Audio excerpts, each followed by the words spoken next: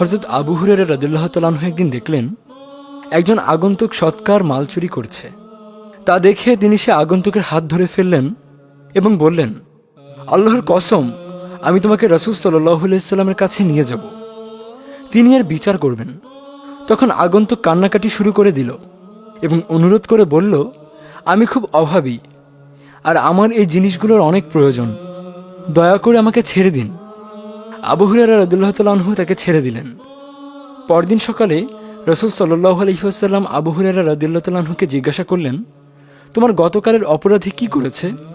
হযরত আবু হুরায়রা রাদিয়াল্লাহু তাআলা আনহু তখন তাকে পুরো ব্যাপারটি খুলে বললেন।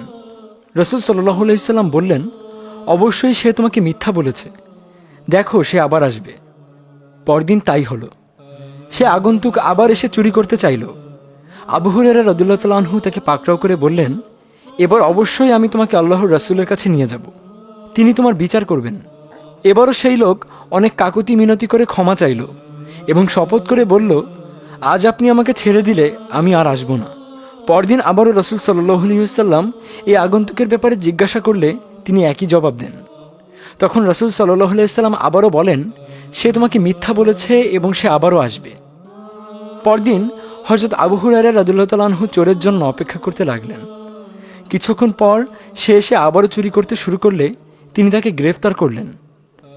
এরপর তাকে শক্ত কণ্ঠে বললেন, তুমি বারবার শপথ করো চুরি করবে না, তাও তুমি চুরি করতে আসো।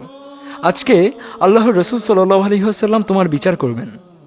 সেই আগন্তুক যখন দেখল যে এবার সত্যি রাসূল সাল্লাল্লাহু আলাইহি ওয়াসাল্লামের কাছে নিয়ে যাবেন, তখন সে বলে ওঠে, আমাকে মাফ করুন, আমি আপনাকে এমন কিছু বলে দিব যার মাধ্যমে আল্লাহ আপনাকে কল্যাণ দান করবেন। আল্লাহর কল্যাণ কে না পেতে চায়? আর তাই আবু হুরায়রা রাদিয়াল্লাহু তাআলা আনহু জানতে চাইলেন, সেটা কি? চোর বলল, যখন ঘুমাতে যাবেন তখন আয়াতুল কুরসি পড়ে ঘুমাবেন, তাহলে আল্লাহ আপনার জন্য একজন পাহারাদার নিযুক্ত করবেন, যে আপনার সঙ্গে থাকবে আর কোনো শয়তান সকাল পর্যন্ত আপনার কাছে আসতে পারবে না। এটা শুনে হযরত আবু হুরায়রা রাদিয়াল্লাহু তাআলা আনহু তাকে ছেড়ে দিলেন। পরদিন রাসূল সাল্লাল্লাহু আলাইহি ওয়াসাল্লাম আবার অপরাধীর কথা জানতে চাইলে তিনি আগের রাতের কথা বললেন। তখন রাসূল সাল্লাল্লাহু আলাইহি ওয়াসাল্লাম বললেন, যদিও সে চরম মিথ্যাবাদী, কিন্তু সে সত্য বলেছে। এরপর রাসূল সাল্লাল্লাহু আলাইহি ওয়াসাল্লাম আবু হুরায়রা রাদিয়াল্লাহু তাআলা আনহুকে জিজ্ঞাসা করলেন, তুমি কি জানো সে কে? আবু হুরায়রা রাদিয়াল্লাহু তাআলা আনহু জবাবে বললেন, না ইয়া রাসূলুল্লাহ, আমি জানি না সে কে। রাসূল সাল্লাল্লাহু আলাইহি ওয়াসাল্লাম আবু হুরায়রা রাদিয়াল্লাহু তাআলা আনহুকে বললেন, সে হচ্ছে শয়তান। বুখারী। আমাদের সকলের ঘুমাতে যাবার আগে আয়াতুল কুরসি পড়া উচিত।